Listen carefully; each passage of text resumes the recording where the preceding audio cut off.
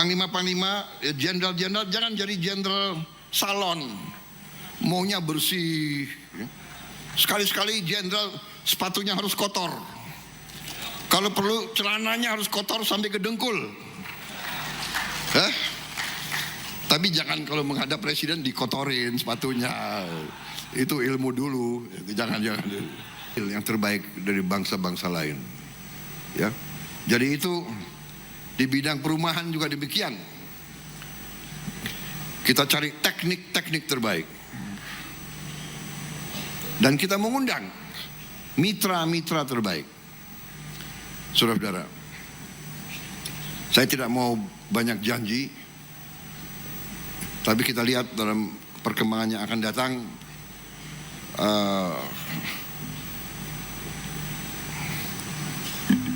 rencana-rencana kita akan terus. Bagi kita akan bekerja dengan sangat cepat untuk segera bisa memberi hasil nyata kepada rakyat, menggerakkan ekonomi kita. Ya. Saya kira itu sudah jelas. Kita sudah buktikan dalam hampir 2 tahun ini kita di jalan yang benar. Hasilnya sudah nyata. Krisis dunia bukan krisis yang ringan. Krisis dunia nyata. Perang itu sangat berbahaya dan dahsyat. Untuk itu kita harus kompak. Kita bersyukur dengan semua yang kita punya. Untuk itu kita harus lebih efisien.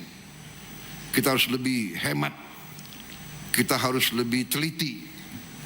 Kita harus tekan semua kebocoran.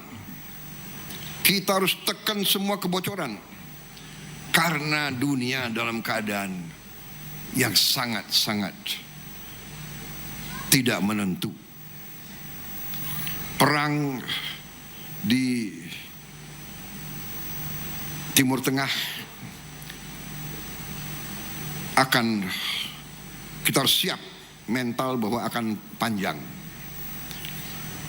akan meluas, akan tambah buruk.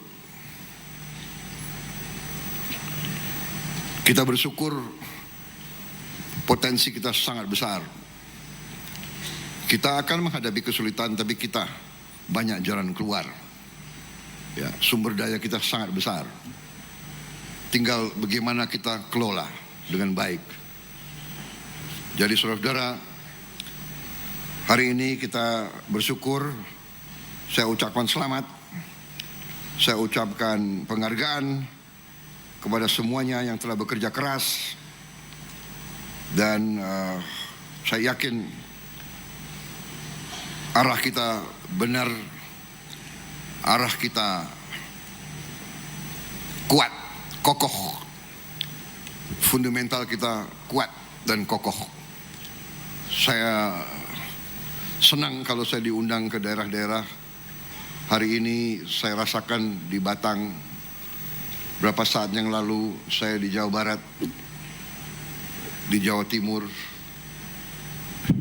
di mana-mana, dari Gorontalo, dari mana-mana saya merasakan hangatnya rakyat. Saudara-saudara, walaupun sekali lagi saya mohon para gubernur, bupati, ya,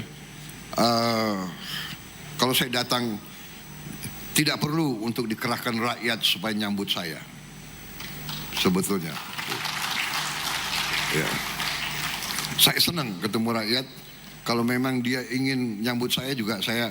Tapi kalau dikerahkan, saya kasihan dia nunggu berjam-jam di panas itu. Saya yang kasihan.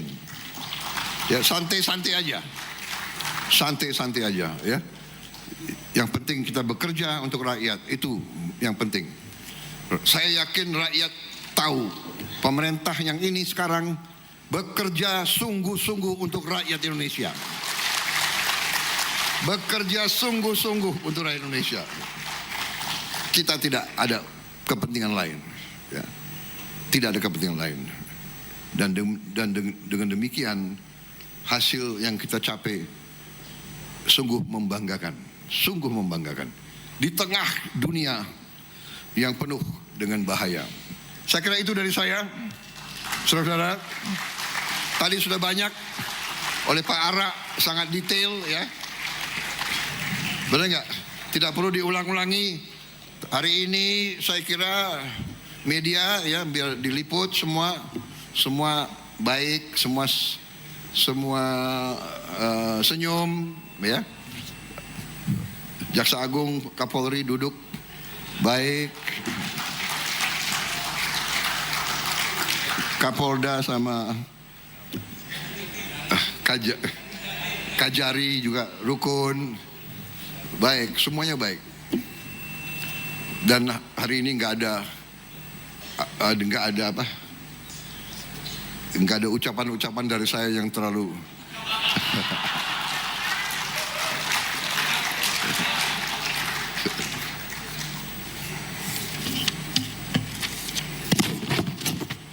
Enggak. Bercanda aja, bercanda. Boleh bercanda enggak? Nanti dilarang bercanda kita.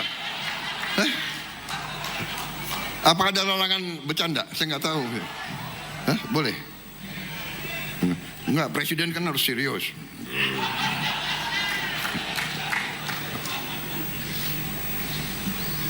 Saudara-saudara sekalian, saya ucapkan selamat kepada Menteri Perumahan dan semua jajarannya. Wassalamualaikum warahmatullahi wabarakatuh.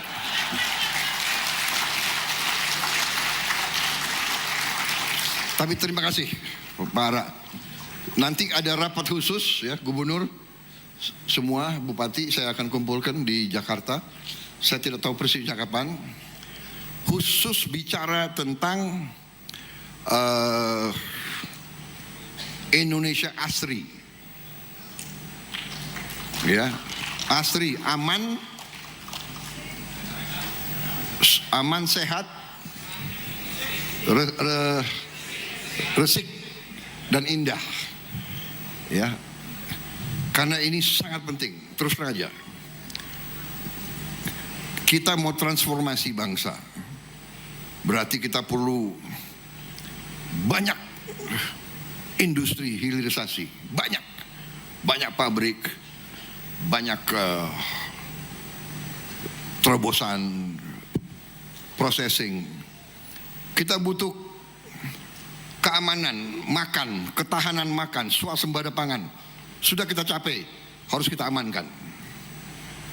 Dunia penuh ketidakpastian. Kita harus amankan itu. Kita harus amankan energi.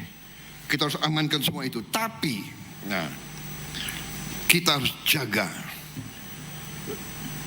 lingkungan hidup kita. Kita harus jaga perubahan cuaca tidak jelas. Pemanasan global artinya kita sebagai manusia harus inisiatif. Kita harus jaga. Berarti sampah harus kita kendalikan. Dan insya Allah dalam 1 tahun ini, 2 tahun ini kita akan bikin perubahan drastis. Kita akan kendalikan sampah di akhir 2027. Masalah sampah di Indonesia saya minta sudah selesai, saudara-saudara sekalian. Tidak ada lagi gunung sampah. Ini akan kita capai. Tapi selain kebersihan, kita juga perlu hidup dalam alam yang indah estetikanya. Karena ini adalah salah satu upaya daya tarik untuk pariwisata. Pariwisata adalah pencipta lapangan kerja yang sangat besar. Saudara-saudara. Tapi wisatawan tidak akan mau datang ke kota yang jorok. Dia tidak akan datang ke pantai penuh plastik dan sampah.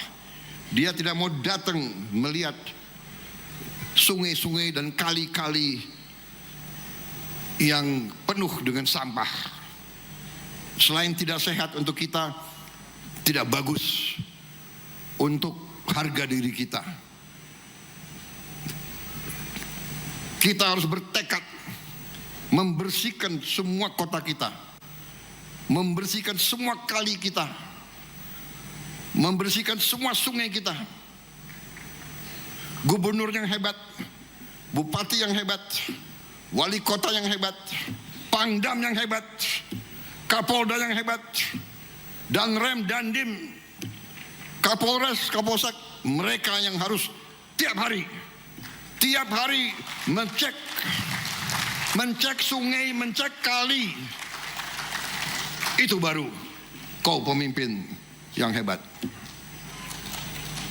Anda punya sarana, saya tidak minta 5 jam Anda di situ, minimal tiap hari you periksa, 1 jam sehari you keliling. Jadi pemimpin di depan, pemimpin bersama rakyat.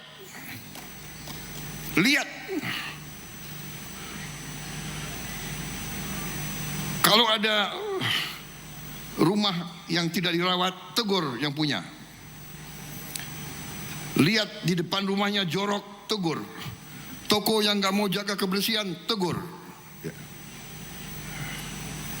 Berkali-kali ditegur gak mau, ya sudah, panggil tim gabungan.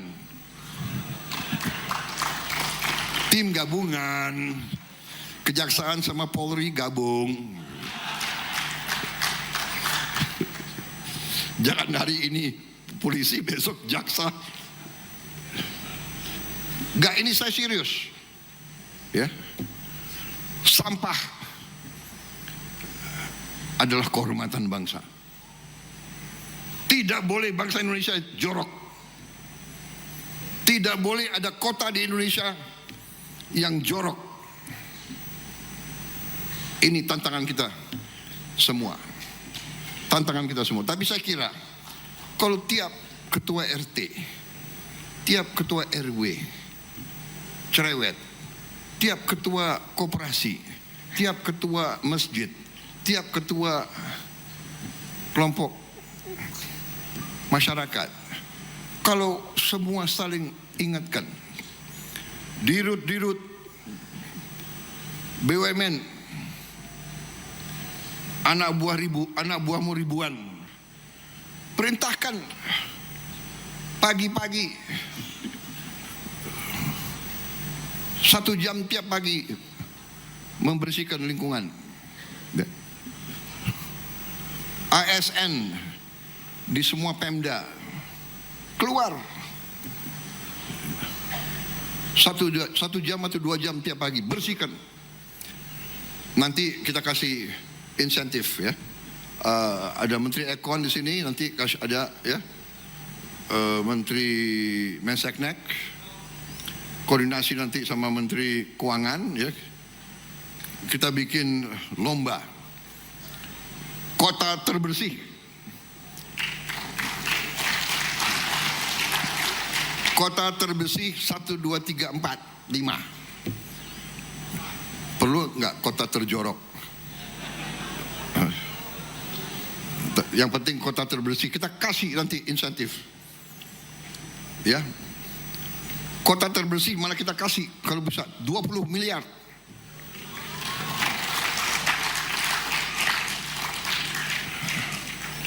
Lima kota terbersih 20 miliar.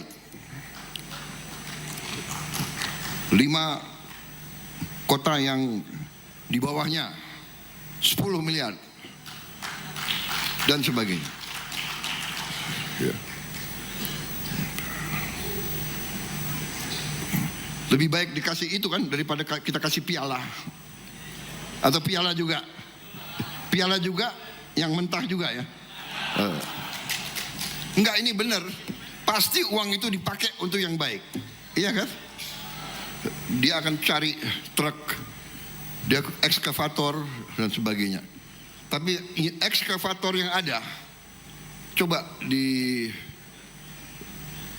Panglima TNI ya, cek di Pindad ada ekskavator berapa, bagikan ke kabupaten-kabupaten semua itu sudah.